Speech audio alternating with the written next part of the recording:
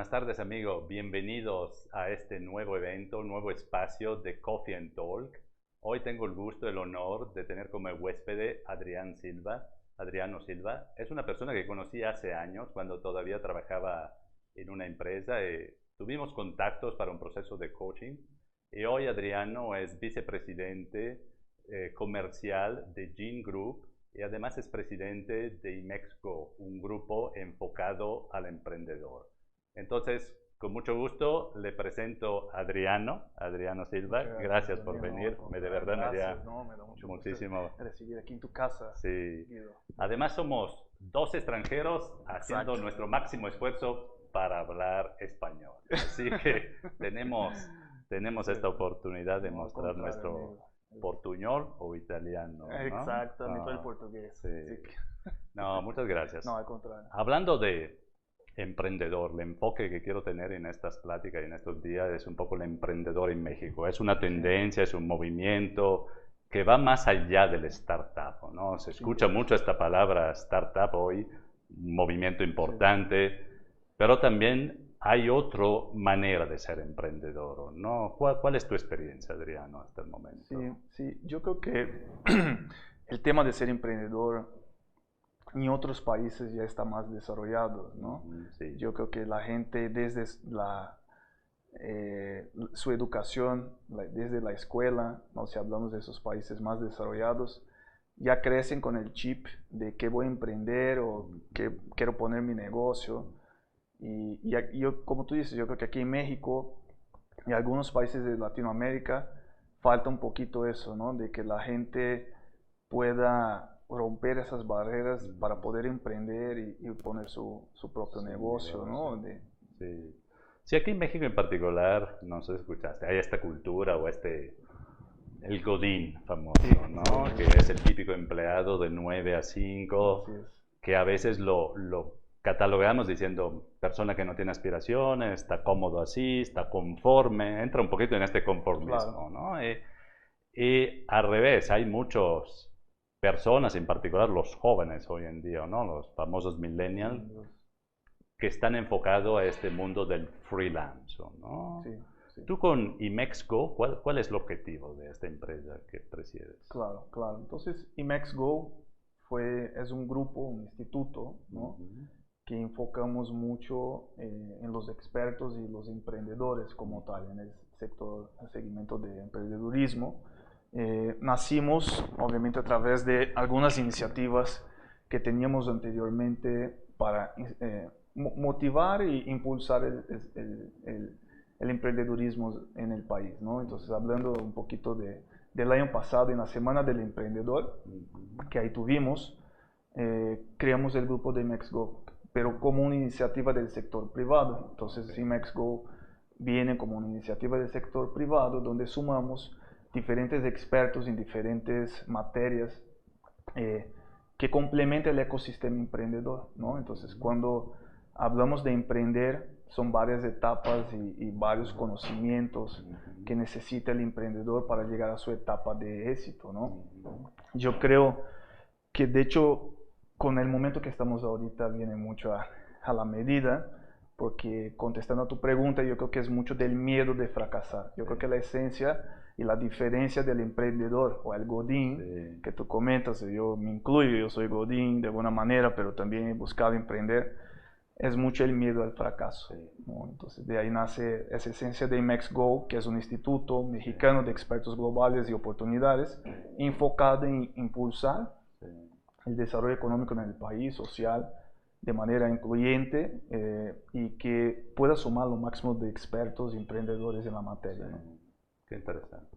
Sí, este miedo al fracaso que dices, realmente el miedo es algo que nos acompaña siempre, ¿no? En toda la vida, cualquier profesión.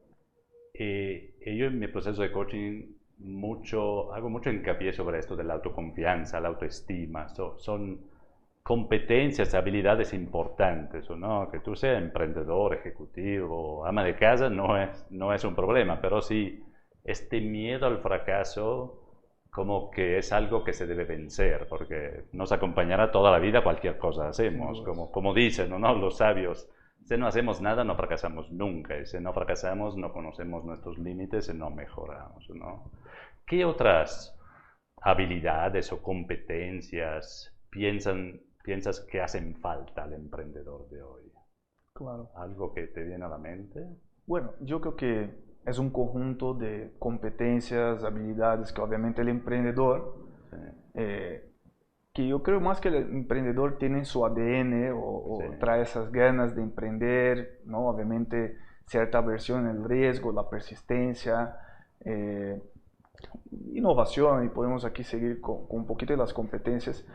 Pero yo creo que más allá del miedo también, que es algo, como tú dices, que tenemos que ir manejando, y el miedo, el riesgo, ¿no? El riesgo de fracasar, siempre va a existir. Si hay un negocio donde hoy trabajo para alguien, o sea, si yo pongo mi negocio, yo creo que el riesgo siempre va a haber en uno u otro, ¿no? Nada más que la gente está muy acostumbrada a recibir su quincena, y obviamente ya hay un ingreso fijo, ¿no? Obviamente el emprendedor es mucho ir a un ingreso futuro, variable, y que obviamente hay un premio, ¿no? Si tú logras el éxito, tú eres tu propio patrón, el patrón como tal. Y la otra variable que está en el juego de decidir o no emprender es el dinero, ¿no? Es la inversión. Y ahí es donde podemos también explorar diferentes maneras sobre... Sí, a veces muchos emprendedores como que se paralizan con esto de la inversión, ¿no?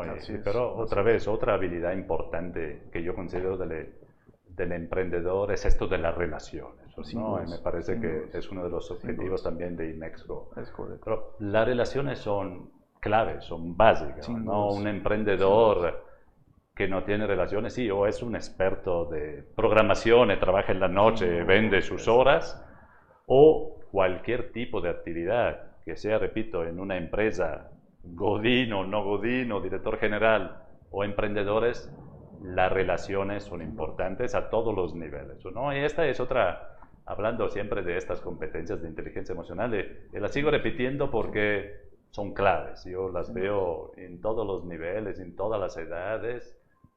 Desarrollar estas habilidades de inteligencia emocional es fundamental. Y las relaciones, ¿qué me puedes decir de las relaciones? ¿Qué notaste tú hasta el momento? Sí, no, totalmente. Justo el tema... Cuando nace IMEXGO es muy enfocado en el networking, ¿no? Yo creo que cuando vamos a eventos o participamos de institutos, o hasta lo que hablábamos anteriormente, de mucha gente se va a jugar golf, ¿no? Es mucho por el tema de networking, socializar. Como tú dices, hay un tema de los perfiles que tú lo dominas perfectamente, el tema de toda inteligencia emocional, y creo que he aprendido mucho contigo también, desde el momento que tú me has coachado en su momento.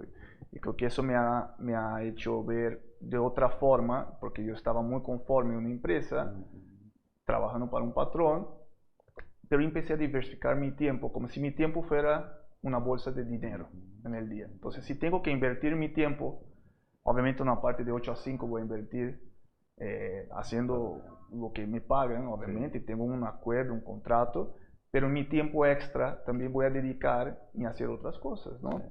Y el tema del networking se convirtió en algo clave para mí, y creo que fue clave, es clave para IMEXGO. Yo creo que hay gente que tiene más facilidad en socializar, ¿no? Que son más extrovertidos, sin dudas, ¿no? Pero yo creo que hay un balance, porque hace poco yo estaba con la gente del IPN, Instituto Politécnico Nacional, y son puros ingenieros. Y algo que ellos me pedían es justamente el tema de habilidades suaves, blandas, o todo el tema de inteligencia emocional. Son genios, ¿no? En sus materias de ingeniería. Si tú quieres que ellos construyan o resuelvan el problema matemático, sí lo hacen, pero nos decían, sí, pecamos un poco en esta parte de comunicación, etcétera, ¿no? Sin embargo, yo creo que al final hay un balance, porque algo que yo escribí hace poco es socializar tiene sus ventajas y desventajas, porque al final, si tú te expones mucho, hay un tema arriba que yo pongo, que es la confianza. Entonces, la cultura de confianza. Entonces, más allá de si tú tienes 1 millón de seguidores en LinkedIn, Facebook y obviamente los influencers, pero es mucho de cómo tú construyes la confianza y la reputación con la gente, ¿no? Entonces yo creo que eso es algo primordial para los emprendedores, ¿no? No, es verdad. Esto que dices ahora muchas veces medimos ahora relaciones o cuántos somos famosos con los números de seguidores y realmente esto no es un indicador. En las relaciones es muy importante lo que dices. No es nada más conozco 10 personas. ¿Qué significa conozco? ¿No? Pero definitivamente las relaciones es otra habilidad fundamental del emprendedor, relacionarse, generar esta empatía, ¿no? Que va más allá de ser amigo, de ir una vez a cenar o a desayunar. Es realmente poder construir relaciones verdaderas y duraderas, ¿no? Yo pienso que esto es fundamental. Y otra cosa del emprendedor, ¿cómo ves? ¿Todos están enfocados a pura tecnología o hay un poco de todo, por ejemplo? Porque hay muchas maneras de ser emprendedor, ¿no? ¿Dónde ves? ¿Que hay alguna tendencia, algún movimiento o hay un poco de todo? Sí, yo creo que depende mucho del momento, ¿no? Yo creo que hay negocios que tienen más riesgo y menos riesgos, ¿no? En términos de tecnología, obviamente ahora es lo que viene, es lo que se habla, ¿no? De hecho, tenemos un déficit en cuanto a ingenieros en el campo de tecnología, ¿no? O programadores, desarrolladores. De hecho, México se está importando gente, así por decir, expertos en diferentes lenguajes de programación que las empresas ya están requiriendo. Algunos lenguajes como Python, R y otras que se están saliendo. Sabemos que hay un campo de oportunidad enorme ahí y que muchas empresas ya que mezclan educación con tecnología están tratando de llevar a las empresas, ¿no? A la comunidad en general, porque he visto algunos de mis clientes en Gene Group que de hecho tienen que traer gente de India, Estados Unidos o llevarlos a capacitar en otros países. Entonces, sin dudas, en ese campo de tecnología hay un desfase. Y si lo llevamos al campo de la mujer, que ahí es otra variable súper importante, si tomamos la pirámide, la mitad de nuestra población son mujeres y aquí podemos discutir todo un tema. Yo creo que hay que incluirlas. Más do que incluirlas, tenemos que considerarlas, ¿no? Y no es por un tema de género, nada más por eso, ¿no? Pero yo creo que eso va a ser clave en términos de crecimiento económico. Entonces, sin dudas hay el tema de la tecnología, pero hay un otro tema que es hasta dónde el país está avanzado en términos de tecnología o no. ¿No? Si hablamos del 5G, que ahora de infraestructura, ¿no? ¿Cuántas personas realmente tienen un celular que pueden descargar, que tienen la capacidad y que la batería realmente aguante, ¿no? Y cuántas personas realmente usan esas aplicaciones, porque muchos de nuestros emprendedores es que yo escuché que hay que poner un e-commerce o hay que crear una aplicación, ¿no? Y cuando llega eso que el usuario primero conozca, o sea, toda la inversión en marketing para que una aplicación sea conocida en Facebook, en las diferentes redes sociales, encontrar justamente los desarrolladores, el talento para que puedan desarrollar, retener ese talento, como tú dices, los milenios, que ya es otra variable, ¿no? Trabajamos un concepto de salario emocional, más allá del salario que uno paga, todo lo que tú comentabas desde un principio, los freelancers, o sea, hay muchas variables en la mesa que el emprendedor prefiere ir aprendiendo sobre la marcha y muchos de ellos no tienen el cash para sostener en 2 años, entonces ahí es donde yo creo que es importante. Hoy hablaba con Mike, que está en el grupo y que es uno de los cofundadores de esos programas de aceleración, de coacheo, ¿no? Ahí es súper importante el papel que tú comentas y tú lo haces, mentorías. Entonces, invertir más en eso antes que tú salgas a emprender nada más porque tengo mis ahorros aquí y pongo una plataforma, pero después ya todo lo que viene acaba afectando esos startups y por eso que tenemos un índice de fracaso en los startups de más de 90%. No, que bueno, esto es importante, yo pienso para nuestra audiencia, ¿no? Si podemos hacer un resumen, definitivamente para emprender, como decías tú al principio, se necesita este empuje, esta pasión, ¿no? Yo pienso que esto es el primer punto, yo debo tener ganas de hacerlo, si no, no lo voy a lograr. Esto es una parte importante. Segundo, dejarse ayudar, ir con empresas o con institutos, organizaciones como IMEXGO o como startup que te ayudan. Hay realmente muchas facilidades hoy para apoyarse en instituciones, no pensar de hacer solo las cosas, ¿no? Y tercero, dejarse aconsejar, porque sí, esto a veces como que empezamos, vamos a toda velocidad y después de 6 meses se acabó el dinero y regresamos a nuestro trabajo de godino, ¿no? Entonces esto es otro factor importante que debemos realmente planear, estar conscientes. Si queremos que sea algo a largo plazo para nuestro futuro, debemos ser capaces realmente de tener esta planeación. Y no menos importante que mencionaste las relaciones. Digo, yo me debo relacionar todos los niveles, ¿no? No únicamente clientes, a veces son proveedores, a veces son partners, a veces son socios.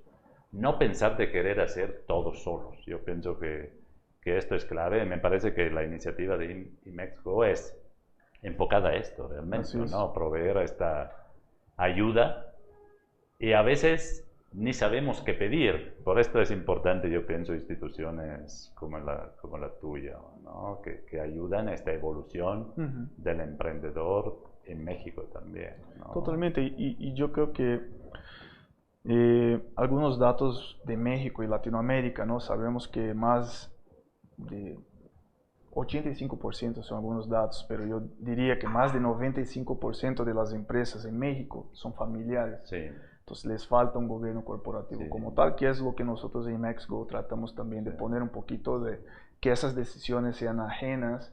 Y de hecho tuvimos un evento enfocado en empresas familiares, porque muchos de los startups también son entre amigos o familiares, parientes. Entonces hay muchos conflictos de interés. Entonces yo siempre digo, la rayita donde tú separas sentimientos de los negocios es muy cortita, y ahí es donde se mezclan muchas cosas. Sabemos que muchas de las empresas en México son pymes, ¿no? Más de 5 millones de empresas son pymes en México. Entonces, todo eso son variables macros, económicas, ¿no? Que los emprendedores deberían de considerar antes de poner un negocio, ¿no? Es decir, si yo quiero masificar mi proyecto o si yo quiero trabajar en un nicho, nada más tengo que entender cómo está el entorno, ¿no? Entonces, mucha gente me preguntaba de los sectores. Vamos al tema de salud. Entonces, vamos a poner y vender ahora, hablando de las fintechs, ¿no? Si entramos ya un poquito más al detalle, vamos a poner lo que ahora es la InsurTech, que son empresas de tecnología enfocadas en sectores de salud, de seguros y salud, ¿no? Entonces hay algunos datos, entonces yo soy mucho de evaluar y analizar los datos. Nada más el 9%, 8% de la población en México tiene un seguro de gastos médicos mayores. Obviamente el tema de salud en México es un tema crítico. Creo que más del 60% del gasto del bolsillo del mexicano se va a temas de salud, ¿no? Entonces esa sin duda es una área de oportunidad, pero también de retos, porque cuando yo pongo una tecnología, una plataforma, yo tengo que entender, oye, ¿cómo monetizar mi plataforma? ¿Cómo voy a hacer dinero desde eso? Y necesito un sistema de pago, ¿no? Entonces es decir, ¿cómo tú vas a cobrar, ¿no? Tus servicios de la gente, de tu usuario, sea un consumidor final o sea la empresa? Esa es la primera pregunta. Entonces la gente dice, ponemos un sistema de pago, ¿no? Y hay diferentes sistemas de pago en México.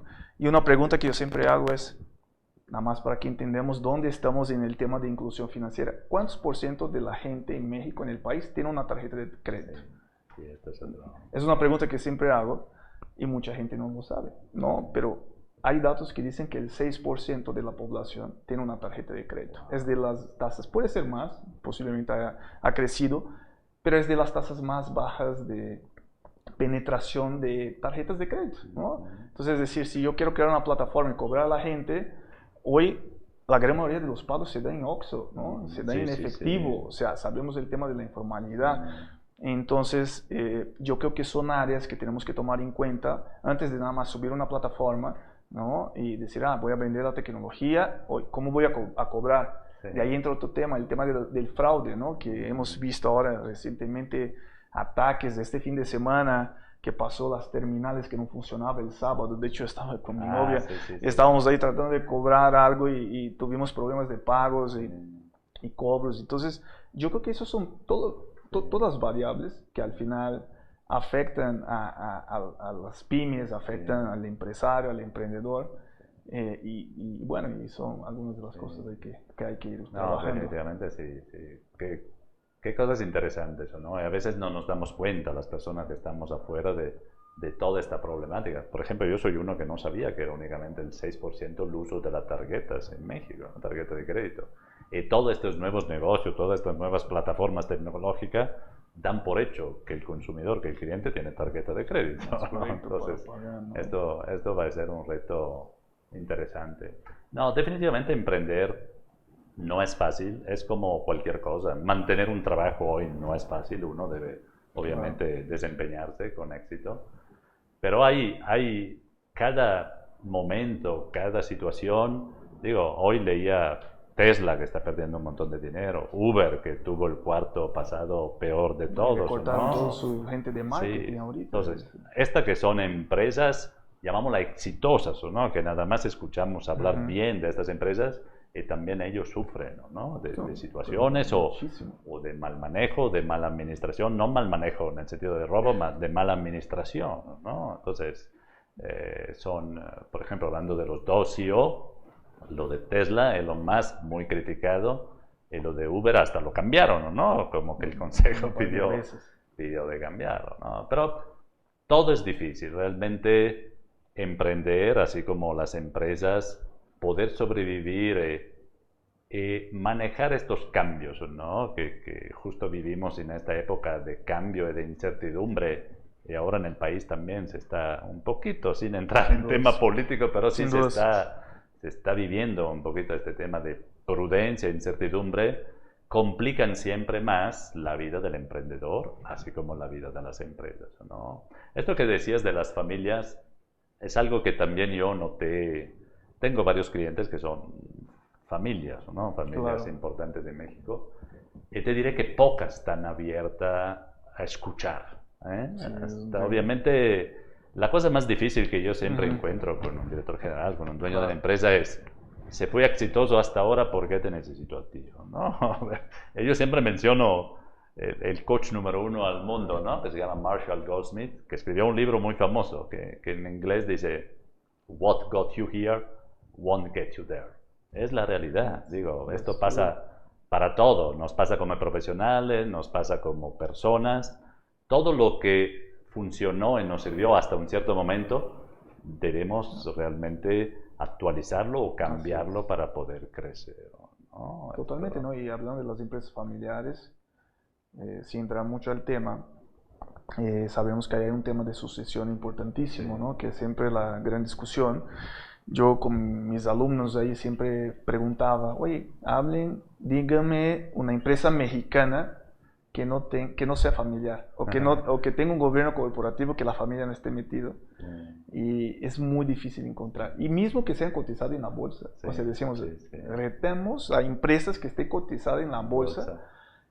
O en las dos bolsas ahora, ¿no?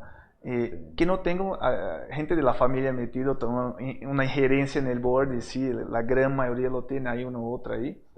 Pero yo creo que ese corporativismo que Estados Unidos lo logró de alguna manera, el tema del control. Yo siempre digo, el emprendedor el empresario tiene no el miedo, pero como ha pasado por muchas cosas, no quiere perder el control del negocio, no quiere diluir su participación. Y en Estados Unidos la gente tiene otro mindset, que es: yo encantado de tener el 3% de participación en mi empresa, pero que no valga 100, que valga billones. Yo encantado, ¿no? Y aquí es mucho de no perder el control. Entonces yo creo que ahí es una parte también, como tú dices, ¿no? No sé, no quiero decir cultural, pero que hay que ir evolucionando como país para que podamos llegar hasta allá. Y ahí yo regreso a un tema que es mucho de la educación. Si tomamos países que son países altamente competitivos, que tienen un crecimiento económico grande, si analizamos por ejemplo Singapur, invierte mucho en la educación. O sea, desde los niños están aprendiendo inglés y chino para que se puedan comunicar con los dos continentes, ¿no? Así por decir, continentes, porque es el continente americano y asiático, ¿no? Y ahí sí han invertido en los años 1960, Lee Kuan Yew, y tanto el tema de la inclusión de género, en la educación de los niños, y ya tener ese chip de emprender. O sea, si logramos que haya más emprendedores en el país, vamos a incrementar el número de empleos generados, y la gente va a tener dos ingresos y va a tener un crecimiento. Si queremos crecer a 4%, como nos están proponiendo, necesitamos incentivar, pero también fondear a los emprendedores, porque ese es siempre el punto de los estudios, encuestas, que es, necesito el dinero, ¿de dónde lo saco? ¿No? Family, friends, pero ¿qué otras alternativas? Y ahí creo que es donde el mercado bursátil, fondos, está con esa incertidumbre, pero yo creo que tenemos que incentivar que emprenda. Yo siempre digo, el desempleo no existe. Entonces yo creo que los datos de desempleo son datos, y ahí por ahí escuchaba y eso me validó mi tesis de el desempleo es algo psicológico. Si mañana me quedo sin trabajo, o hoy, mañana me pongo a vender lo que sea. Sí. Hablábamos hoy de las empresas de multinivel, ¿no? Que ahora la venta a catálogo, que por ahí hay una super oportunidad. Entonces, yo me pondría a vender mañana y buscar la manera de sacar adelante. Porque muchas veces para emprender hay que pasar por una crisis o un fracaso y situaciones como tal. Pero el desempleo, y eso me gustó mucho, no existe. Porque si yo me quedara sin trabajo, mañana me pongo a vender lo que sea y buscar y depende otra vez de la voluntad de uno también, de la iniciativa. Regresamos a estas habilidades que son del emprendedor, pero no únicamente del emprendedor, son de cualquier persona, ¿no? que tiene iniciativa. Comentábamos también al principio de nuestra plática, antes de sentarnos, el tema del autoempleo, ¿no? Que yo lo mencioné la vez pasada, haciendo referencia a este famoso libro de Robert Kiyosaki, ¿no? Que él dice, empleado, autoempleado, o emprendedor o inversionista. Es buen tema. El autoempleado o el freelancer, ahorita que es esta palabra de moda, ¿no? ¿Cuál es tu experiencia? Es una realidad, es una realidad y creo que es una solución para todos que tenemos aquí. Y creo que las empresas tienen que cambiar porque muchas veces firman acuerdos de tú trabajas para mí y no puedes tener nada afuera, ¿no? Es la vida en torno aquí a mi empresa y tal. Yo pienso al revés. Fíjate que ahora que estoy en Gym Group, el emprendedor ahí, el dueño y la cultura es mucho de incentivar a la gente a emprender. Mi equipo comercial son puros emprendedores. Todos tienen sus negocios por afuera, así por decir. Obviamente no hay conflictos de interés, pero son empresarios, son emprendedores mis comerciales del equipo. Y yo creo que el tema del freelancers es una realidad. ¿Y por qué te comento? Porque queremos muchas veces explicar el tema de la rotación en las empresas. Entonces, si vamos aquí a regiones en México, Bajío, que tienen rotación por encima del 60%, hay unos casos curiosos porque tú vas a ofrecer un empleo a una persona ahora que quiere que trabaje contigo y algo que yo había escuchado es, el candidato decía, oye, ¿sabes qué? Si me vas a pagar 7,000 pesos o un sueldo mínimo, lo que sea, mejor trabajo en el Uber, o sea, si tú no pagas más a lo que él gana en el Uber, ya no, perdón, puedes ofrecer lo que sea, entonces ya es la referencia, yo ya tengo eso garantizado en mi Uber, ¿qué me vas a ofrecer más? Yo, wow, o sea, ya tienes que, así por decir el nombre de una empresa, ¿no? Pero yo podría tener Airbnb, oye, ya tengo mi trabajo de Airbnb aquí, ¿no? Rento eso y ya son ingresos extras. Pero un caso muy interesante que me llamó la atención de un cliente que está en el Bajío, estaba ahí por Querétaro y obviamente el Bajío son varias ciudades, o sea, son varios países, ¿no? La República de Guanajuato y la República todo lo que está en el centro de Monterrey y el DF. Necesitamos, exacto. Entonces aquí sabemos que es todo un tema cultural, pero algo que me llamó la atención y cuando fui a hablar con uno de los chavos, que estaba en una empresa grande, alemana, no estoy seguro si era alemana, pero una empresa ahí de mucho internacional, renombre, que pagaba la vivienda para los empleados allá, tenía los mejores beneficios, seguros de gastos médicos, y seguros de lo que tú quieras, y guardería, y tú vienes aquí, comida allá, y la rotación de esa empresa aún así era alta. Entonces, platicando con esos empleados, decía, señores, esa empresa invierte un buen en ustedes, pero ¿por qué ustedes se van? Y ahí es uno de los temas que es mi tesis sobre la rotación en el Bajío. Hay una ciudad ahí que se llama San Miguel de Allende.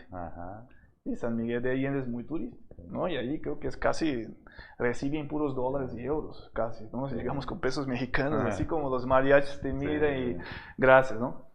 Pero lo que me decía ese empleado es, yo tengo un autoempleo hoy, o tengo un empleo de mesero en San Miguel de Allende que me paga mensualmente 40,000 pesos netos, cash.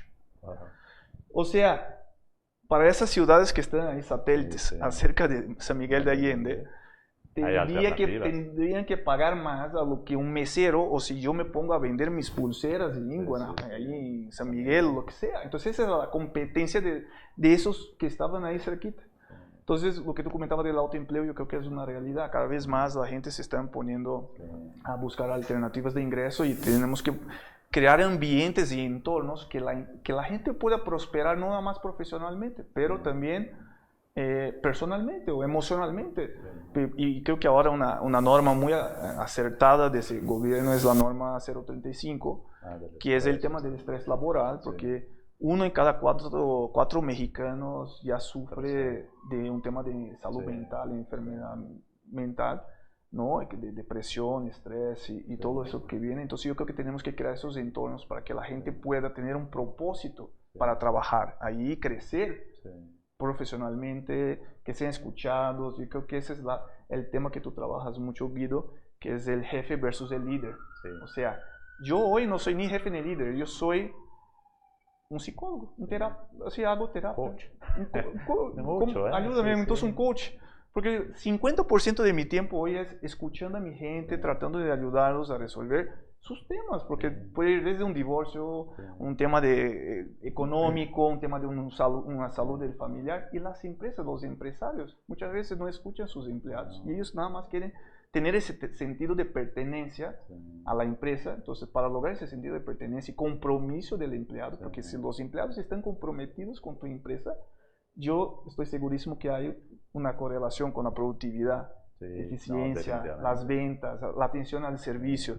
Y aquí tenemos amigos, Álvaro, que está en nuestro grupo, que son expertos en la experiencia Disney. Entonces, esa experiencia, la debes ¿no? transmitir. Cuando tú llegas a Walmart, entonces yo siempre uso el ejemplo de, llegas a Walmart y tú preguntas al que está en seguridad, al que está ahí en la puertita de Walmart, señor, ¿dónde están los frijoles o dónde está el aguacate? Si ese señor está de malas, te va a decir, no sé, ve, por favor, no trabajo aquí, no soy de aquí, eso no es mi chamba. ¿No? Entonces yo creo que, pero si él te lleva, imagínate si él es amable, te lleva, lograste una venta. Entonces yo creo que es mucho de eso. Creo que hay preguntas aquí, señores. Hay saludos de Edgar Valdés. Muy bien. Ayala dice, las pymes latinoamericanas están en un proceso de cambio generacional. En su mayoría cambiaría a millennials que buscan cambios tecnológicos y recursos humanos. Silvia Caue, saludos. Saludos, Silvita. Y Sabdi, saludos. Saludos, Sabdi. Pero sí, definitivamente esta tendencia de los millennials, ¿no? Hay más iniciativa, llamámoslo así, ¿no? Pero se ve de todo. Por ejemplo, hay una tendencia, digo yo que estoy en los baby boomers, ¿verdad? Pero hay muchas también personas que están en los 50 que se están reinventando. Esto del autoempleo. En Europa ya se da, en Estados Unidos ni hablar. Empieza también en México y en América Latina, esto del autoempleo después de los 50, porque las empresas desafortunadamente prescinden de estas personas, se dejan los millennials solo. Esto es algún fenómeno que yo estoy viendo. Y realmente el ideal en una empresa es este cruce entre millennial y persona con mayor, llamámoslo así, de los 50, que conoce ya y puede acelerar el proceso de introducción de estos millennials, ¿no? Pero sí, es un proceso que requiere tiempo. Definitivamente el emprendedor es clave, el autoempleado es otra manera de emprender finalmente, lo llamamos emprendedor también esta categoría de autoempleado, pero poco a poco pueden crecer, porque como tú decías del Uber, no es la primera vez que escucho un empleado que tiene 2 Uber, ¿o no? Que mientras él trabaja en una empresa, sus Uber generan, ¿o no? Esta es otra manera de ser medio autoempleado, medio empleado y medio emprendedor. Hay esta mezcla que se está dando, ¿no, Adriano? Totalmente. Yo creo que la pregunta ahí también de John, sobre el tema de milenios que está muy en boga ahora, yo creo que también porque 70% de la fuerza laboral va a ser, o ya son casi milenios, ¿no? Entonces, sin hablar de los centenios, ¿no? Que ahí es todo un tema generacional, pero no podemos olvidar de algo que tú comentas de nosotros vamos envejeciendo, ¿no? Entonces también ahí yo creo que la pirámide se va volteando poco a poquito. Obviamente hay todo un tema de de pensiones, ¿no? Porque si los jóvenes no tienen trabajo o no logran impulsar la economía, va a faltar, todo el sistema de pensión ya está muy, frágil, muy frágil y muy cuestionado. Pero como tú dices, muy bien dices, yo creo que la gente que de mayor edad, y ahora con las incertidumbres y los recortes en el gobierno, hay muchos funcionarios públicos que llevan años trabajando en el gobierno y que tienen mucho talento. Y creo que ahí hay mucho un tema de inclusión, por eso yo digo del crecimiento incluyente. O sea, nuestro crecimiento como país, el plan 2030 que quieren poner ahí, que yo creo que hay iniciativas muy aisladas, pero debemos de considerar un crecimiento incluyente. Y el crecimiento incluyente implica desde tomar en cuenta las generaciones ya que están más grandes, nosotros, incluyo yo, que ya en un par de años, es decir, oye, van a tener puros milenios y centenias, no creo, porque si vamos a Estados Unidos, y ahí es algo que tenemos que reconocer de esos países, Estados Unidos o Europa, porque si la pirámide en Europa es totalmente opuesta, sabemos nosotros ahí, ¿no? En Italia o Francia o España. Yo me acuerdo de un ejemplo que en esos países valoran mucho a la gente con más experiencia, ¿no? Y gente más grande, valoran muchísimo, y ellos a los 60 años siguen trabajando con mucha energía, viven más y todo. Y creo que aquí en el país, yo creo que la mentalidad hay que cambiar un poquito del empresario, ¿no? Y como tú dices, de tener esa mezcla, porque si queremos generar innovación necesitamos diversidad de pensamientos, de tiempos, ¿no? Tampoco es tener una generación de puros milenios y quiero lograr innovación, yo creo que falta ese contrapeso, ¿no? Entonces, como tú dices, yo creo que las empresas más exitosas son las empresas que han logrado trabajar mucho el tema de diversidad e inclusión, ¿no? Desde tener programas para grandes generaciones, planes justos de jubilación a la gente, ¿no? Porque si yo tengo un plan de pensión y la empresa me trata bien, posiblemente voy a pensar dos veces antes de cambiarme a otra empresa, porque me tratan bien, están pensando en mi retiro, tengo una estabilidad. Y si además se preocupan con mis familias, con mis hijos, ¿no? Con el tema de la mujer o de las nuevas comunidades LGBTs y religiones y todo eso, yo creo que estas empresas que son incluyentes y que trabajan mucho el tema de diversidad, son las empresas que generan más oportunidad y que los empleados sacan lo mejor de su potencial, ¿no? No, estoy de acuerdo. Y mira, a mí últimamente me están pidiendo varias empresas qué hacer con los milenios. Parece ser que es algo que no se pueda manejar, ¿no? Y yo sí quiero hacer algo para promover este puente realmente entre generaciones, ¿no? Porque es otra forma de inclusión, ¿no? Muchas veces lo decimos nada más a hombres y mujeres. Realmente hay inclusión también entre generaciones, que no le hacemos caso, ¿no? Y mencionabas también un poco del estrés de estas cosas, ¿no? Es verdad, digo, el estrés en general en México es muy alto, en Estados Unidos es más del 70%, ¿no? Y se alinea con el hecho que no están satisfechos en el trabajo, o formas de depresión, o formas de burnout que dicen, ¿no? Esto también es el 20-25% de Estados Unidos. Aquí en México no se sabe más. Yo había leído que después de China, México era el país más estresado en el mundo. Entonces digo, sin hablar de la Ciudad de México, obviamente. Si hablamos de San Miguel de Allende, puede ser diferente a la Ciudad de México, ¿no? Pero la Ciudad de México es un ejemplo de estrés al máximo todas las horas del día, ¿no? Pero es interesante para concluir. Espero que realmente nuestra audiencia haya captado algún consejo, algo que pueda poner en práctica. Pero ¿cómo te gustaría cerrar, Adriano? ¿Cómo te gustaría cerrar? ¿Algún mensaje que quieres dar a estos emprendedores antes que yo salude también a nuestra audiencia? No, yo nada más quería agradecer por la invitación y felicidades por la iniciativa, porque yo creo que lo que tú estás haciendo es llevar conocimiento, experiencia, y obviamente el hecho que tengamos acceso a ti, que ha tenido una experiencia increíble a nivel global y aquí en México, en el país.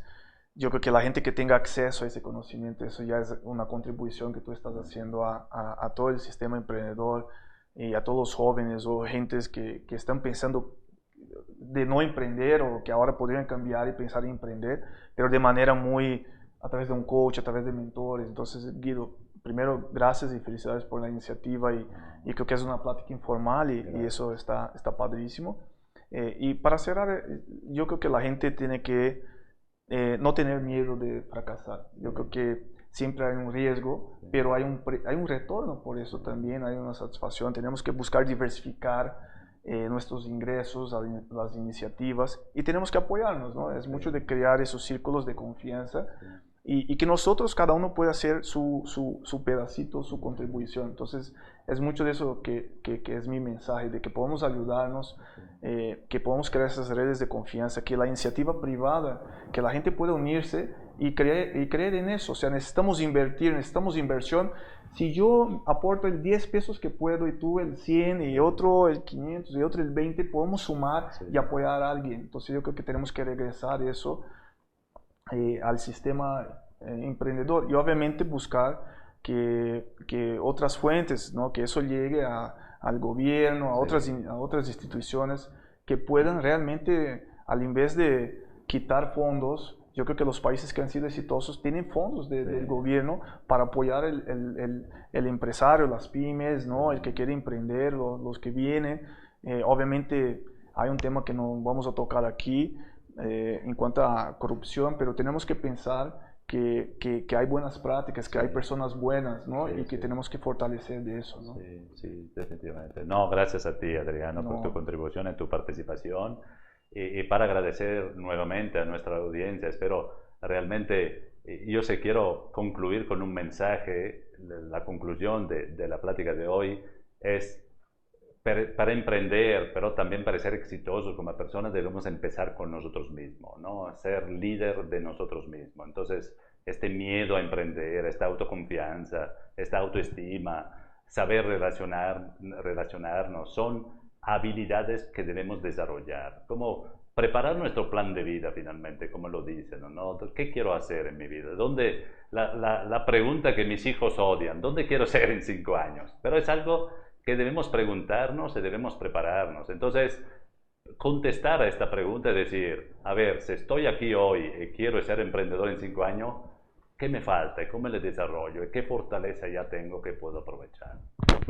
Los invito, si tienen otras preguntas adicionales para mí, para Adriano, de dejarla en los comentarios, seguramente le vamos contestando a la brevedad. Muchas gracias por haber participado el día de hoy y los espero la próxima semana. Gracias. Gracias. No te saludé.